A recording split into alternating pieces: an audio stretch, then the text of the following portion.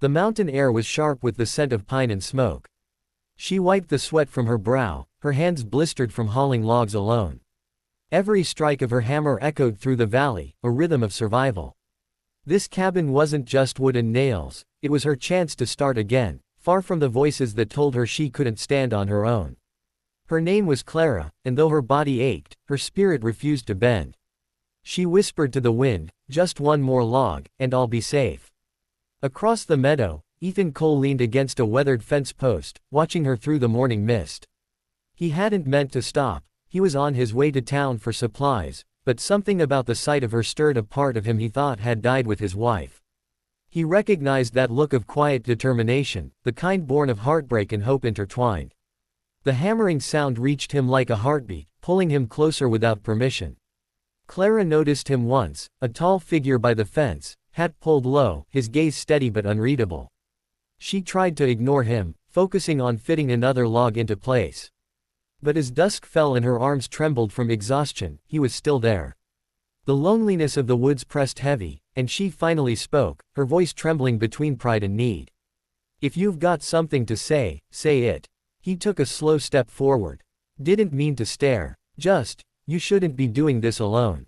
She wanted to laugh, but it came out bitter. "I've been doing everything alone for a long time." He studied her, hands raw, hair tangled, eyes filled with something fragile yet fierce. "Even the strongest hands need rest," he said softly. She turned away before her tears betrayed her. "Rest doesn't build roofs," she murmured.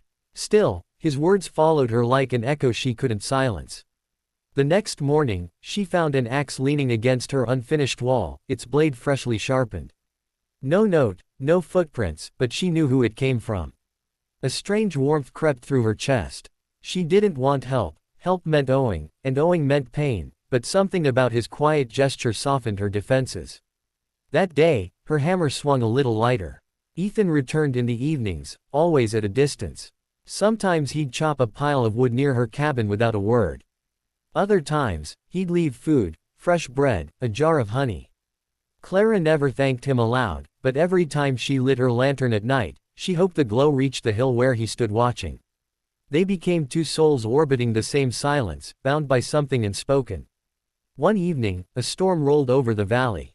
The wind howled through the half-built cabin, threatening to tear her progress apart. Clara fought to brace the beams, but the rain soaked the ground, her footing slipping. Then, through the roar of thunder, she heard his voice shout her name. He was there, rushing through the downpour, gripping the collapsing frame with her.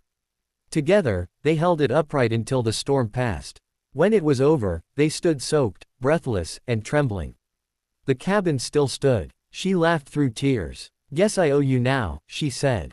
"Guess I'll take payment in supper," he replied with a smile that reached his tired eyes. It was the first real smile she'd seen in months, and it made something inside her shift, something she wasn't ready to name. As days turned to weeks, the cabin neared completion. Their conversations grew longer, their silences more comfortable.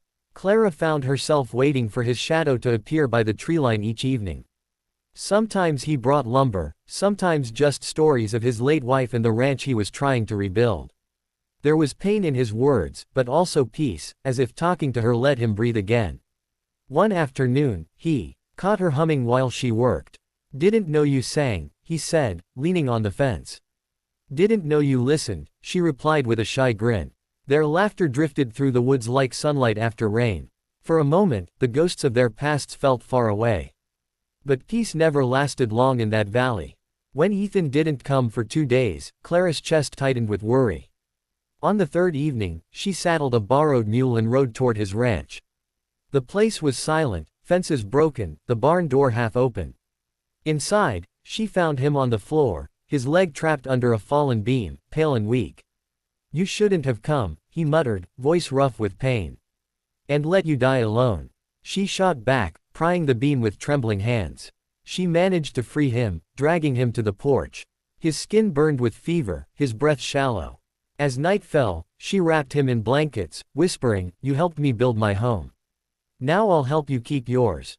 He smiled faintly before slipping into unconsciousness. That night, as she kept watch by his side, she realized something terrifying: she couldn't imagine the world without him in it. By dawn, she rode to town for medicine, refusing to let exhaustion win. The doctor warned her his infection was bad, but Clara's resolve was fiercer than fear. For days, she tended to him, whispering stories about the cabin, about the first fire she'd light when it was finished. Slowly, color returned to his cheeks. When he finally opened his eyes fully, the first thing he saw was her face, streaked with tears and relief. Ethan reached for her hand, rough palm against rough palm. "Guess you're not alone anymore," he said weakly. She laughed, shaking her head. "Neither are you." Outside, the sun broke through the clouds, spilling golden light over the half-healed land. The cabin still stood in the distance, waiting, unfinished but alive. And so were they. Weeks passed before Ethan was strong enough to walk again. Clara stayed at his ranch, mending fences, cooking meals, and laughing in ways she hadn't allowed herself to in years. She told herself it was temporary, but her heart betrayed her every time he smiled. The man who once hid behind silence now hummed when he worked, and sometimes she caught him watching her the way he had that first morning, quiet, reverent, and full of something deeper than words. One evening, as the sun melted behind the mountains, Ethan stood beside her, leaning on his cane. "You should move into the cabin," he said. "It's yours. You earned it." She looked up at him, startled. "And leave you here, hobbling around alone." He chuckled softly. "You've already given me more life than I thought I had left." His voice cracked slightly, and the moment filled with unsaid things neither dared to name. The air felt fragile, like the pause before a confession. But fate doesn't wait for perfect timing. A stranger arrived in town, a lawyer from back east, carrying papers that turned Ethan's quiet world upside down. His late wife's family was claiming the ranch, arguing she had inherited it from her father and it should revert to them. Clara found him sitting on the porch, letter crumpled in his fist, eyes storm-dark. "They want to take everything," he said. "Everything I built. Everything she and I dreamed of." His voice broke on the last word, and Clara felt the ground tilt beneath her heart. For a moment, she said nothing. Then she knelt beside him, her hand finding his. "Dreams don't live in land deeds, Ethan. They live in the people who keep building, even when it hurts." He looked at her, eyes filled with grief and disbelief, as if her faith burned too bright to be real. "You really believe that?" he asked. "I do," she whispered. "Because you're the reason I started building again." He turned away before she could see the tears he was holding back. That night, Clara couldn't sleep. She walked to the window and stared at the half-finished cabin glowing under the moonlight. It stood strong despite the storms, a symbol of everything they'd survived. By dawn, she made a decision. She rode into town, spoke with the lawyer, and came back with a plan, one Ethan would hate at first but one that could save everything. She'd offer to sell the cabin, the land she worked so hard for, to buy back the deed to his ranch. She was willing to lose her home to protect his. When she told him, his face hardened. "You'd give up your dream for mine?" he asked. "For ours," she said softly. "You said yourself, we're not alone anymore." He shook his head, anger and awe mixing in his eyes. "You stubborn, impossible woman." She smiled faintly. "Takes one to know one." But before he could argue further, he took her hand and pressed it to his heart. "You are my dream now," he said quietly. "And I'll be damned if I let you give that up." Ethan rode to town the next day and made a counteroffer to the lawyer. He didn't tell Clara what he'd done, only that she should meet him at the cabin at sunset. When she arrived, she found him waiting, the wind playing with his hat brim, a small bundle of papers in his hand. "It's done," he said. "The ranch is safe." She blinked in shock. "How?" He smiled, a mixture of pride and mischief. "I sold half the cattle in the north pasture. Turns out land isn't worth much without people to share it with."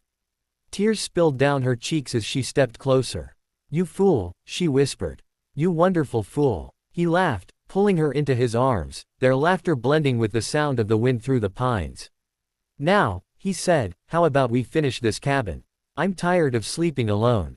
Her heart stumbled at the words, but when she met his eyes, she saw no hesitation, just love, steady and unshakable as the mountain beneath them.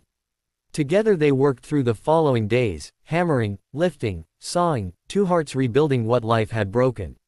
When the final log was set and the door swung open for the first time, the golden light filled every corner.